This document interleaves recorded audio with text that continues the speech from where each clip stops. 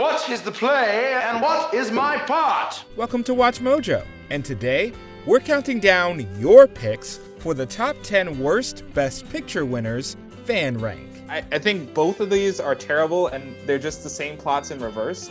But progress. How far we've come. For this list, we'll be looking at the worst of the so-called best, at least as far as the Academy is concerned. We won't necessarily be ranking them relative to the films they beat out, but they do make for an interesting point of reference. Special thanks to our fans who helped us put this one together during our live ranking show. Be sure to become a Watch Mojo member on our YouTube channel homepage so you can influence our next rank. Link in the description. Which of these movies do you think gets a bad rap? Make your case in the comments, and while you're there, let us know what you want our next fan rank to be. See you next time. Number 10. How Green Was My Valley? So I can close my eyes on my valley as it is today, and it is gone, and I see it as it was when I was a boy. Green it was and possessed of the plenty of the earth. In all Wales there was none so beautiful. These days, John Ford's How Green Was My Valley rarely gets mentioned outside of the same breath as Citizen Kane, the movie most people feel was snubbed. But even based on its own merits, this one has otherwise been lost to time. The truth, the golden sound of the word. But only a few of them heard. Only a few of you understood. The story takes place in a Welsh mining town in the late Victorian era, as a strike impacts the lives of the Morgan family and the other townsfolk. This kind of interconnected tale of lower-class hardship is something the Academy loves to recognize, but many feel like it's one that's been done better multiple times, including in Ford's adaptation of The Grapes of Wrath that came out the previous year. what if Banshees of Inisherin was boring? How green was my valley? How green is this proverbial valley? Mildly. Number 9. Green Book. We're starting to sense a color theme with this list so far. What on God's green earth are you doing? A letter. Looks more like a piecemeal ransom note. Green Book has garnered condemnation pretty much since its upset win at the 91st ceremony. Green Book beat out two other movies that did handle racial issues with more subtlety, Black Panther and Black Klansman. And it also beat out Roma. Thank you, Charlie K, for pointing it out. To say nothing of the films it beat out, this one feels largely antiquated in regard to its depiction of race relations, almost like something the Academy would have awarded 30 years earlier. Well, it's like what your friend the president said. Ask not your country what you could do for it.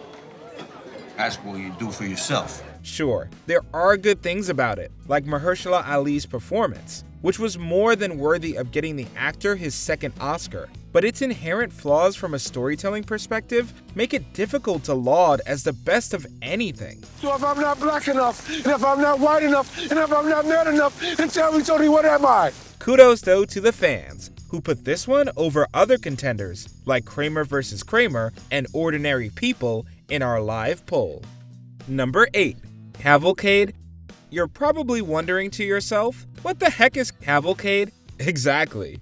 Tim, you put it at number 5. Can you tell us a bit about... No, I don't know anything about this movie because I've completely forgotten all of it. It's so boring. So boring. Just the 6th film to win the coveted prize, Frank Lloyd's Cavalcade follows a well-to-do London family from 1899 to 1933. In that time, they're affected by some of the most notable world events, like the sinking of the Titanic and World War I. Oh, the children sounded like Master Joe. How very impolite of the 20th century to wake up the children. This admittedly does beget some interesting montages of early 20th century life, as pointed out by Watch Mojo member Robert Amaden, but we still find it difficult to connect with the family. Another controversial winner, like Forrest Gump, arguably does it better, as the title character influences major events rather than the other way around. In the end, we're more interested in the history in this movie rather than the fiction. Oh, Edward, I don't care. This is our moment, complete and heavenly. Become a WatchMojo channel member and get exclusive perks like Mojo emojis, loyalty badges, priority comment replies, and exclusive members-only content, including live list rankings with the Mojo staff and peeks behind the scenes. Don't miss out. Number 7. The English Patient. Will we be all right? Yes. Yes. Absolutely. Yes is a comfort. Absolutely is not. We could have put more than a couple Best Picture winners from the 90s on here. In fact, we did put exactly a couple. But you let us know that you'd rather spare films like Dances with Wolves over something like The English Patient. Why are you so determined to keep me alive? Because I'm a nurse. An epic period romance, The English Patient definitely feels its length, which can probably be attributed to its multi-narrative structure. Sure, the cinematography is gorgeous, but that means little when we're trying to get invested in decades-spanning character development and story. I have to teach myself not to read too much into everything. Comes with too long having to read so much into hardly anything at all. Honestly, we'd be more liable to take a nap during this one than watch it all the way through, which is surprising considering the competition it went up against in 1996. And I also agree, Fargo was better than English Patient. Oh my God, Fargo. Absolutely. Absolutely. Number 6. Driving Miss Daisy. Go back this minute. Well, I can't turn around now. Go back, I said. I've been driving to the Piggly Wiggly since they put it up and opened it for business. Yeah, this isn't the way. Yes, it is. Go back this minute. Remember when we said Green Book was like an Oscar movie made 30 years earlier? Enter Driving Miss Daisy. Seriously, if you thought the most recent Best Picture winner was a little misguided, this one will have you questioning the Academy's judgment circa 1989. Hulk? Yes. You're my best friend. No, go on now, Miss Daisy. No, You really.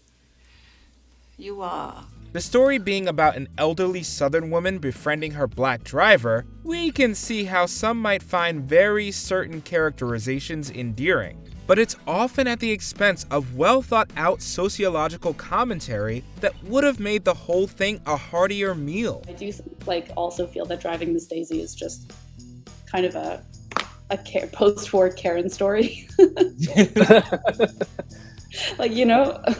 I have to go to the Piggly Wiggly. And not to belabor the issue, but the movie did edge out more worthy fare like Dead Poets Society and Field of Dreams. Just saying. You go on and cry. I'm not crying. Number 5. The Greatest Show on Earth. Ah, irony. Thou art a cruel mistress. I don't know. I just didn't connect with this one at all. Not the greatest show on earth. While The Greatest Show on Earth might have come off that way back in 1952, time has not been kind to this would-be classic. Granted, much like its circus setting, the movie's production design and special effects are ahead of their time. But they're stuck in the middle of a love triangle that doesn't have enough traction to support the film's 2.5-hour runtime. Is that why you don't try to romance any of the gals? All clowns are funny people, Holly. They only love once. Sure, a lot of movies back then were of the impression that more is more, but this one doesn't have much there to have us demanding an encore. Maybe just watch High Noon instead. The movie most people will tell you should have won. Your hair is too red, your legs are too thin, you have lips like a cat. You're no good, you give me too much trouble. Flattery rolls right off me. Number 4. Out of Africa. I had a farm in Africa at the foot of the Ngong Hills. But it began before that. It really began in Denmark. If you thought The English Patient's desert romance was boring, just wait. There's some animals that mate for life. Geese. You know, you use the damn animals for your own argument. You won't let me use them for mine. I'd mate for life. One day at a time. At first glance, you'd think an epic romantic drama starring Robert Redford and Meryl Streep would make for one of the greatest cinematic love stories, and the absolutely stunning scenery would only serve to drive home this expectation. But instead, Out of Africa wears the viewer down with slow pacing and aloof characterizations. You've ruined it for me, you know. Ruined what?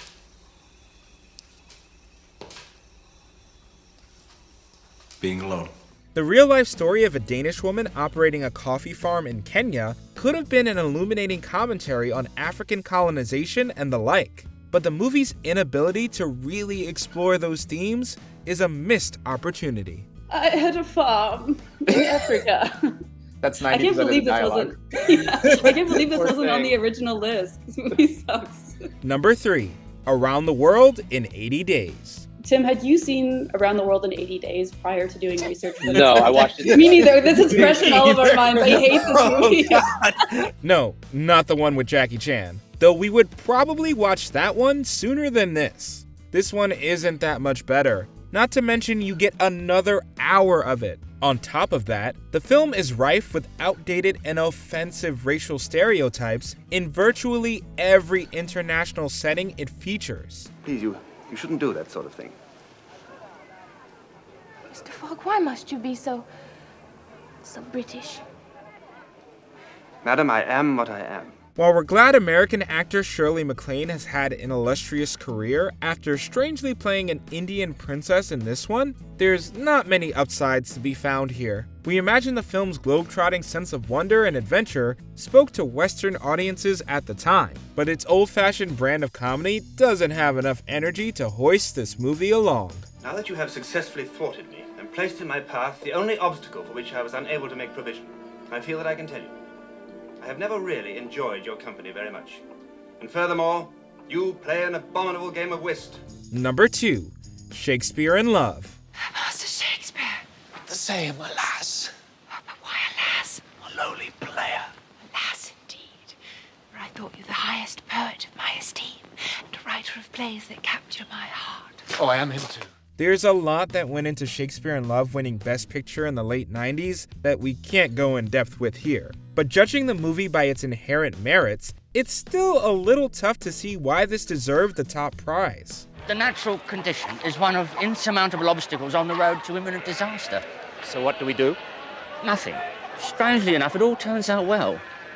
How?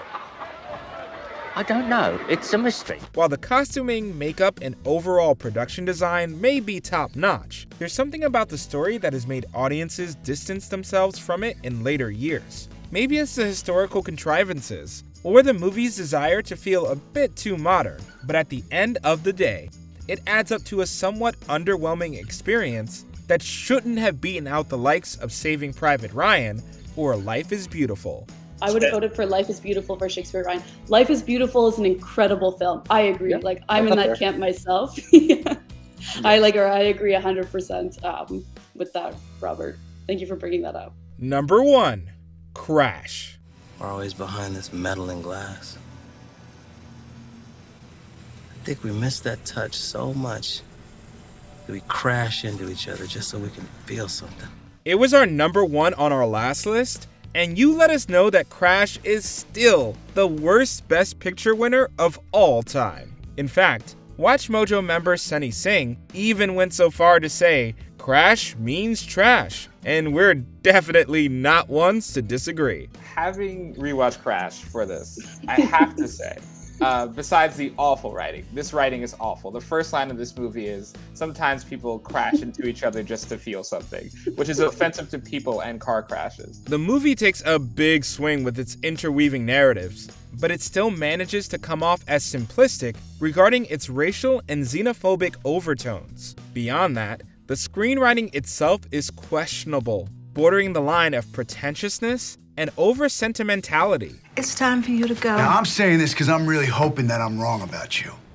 I'm hoping that someone like yourself, someone who may have been given a helping hand, might have a little compassion for someone in a similar situation. Carol, I need security in my office. It's fine to have deeply flawed characters at the forefront, but a movie needs to be able to properly frame and convey its important issues. And Crash, unfortunately, comes up short. You embarrass me. You embarrass yourself.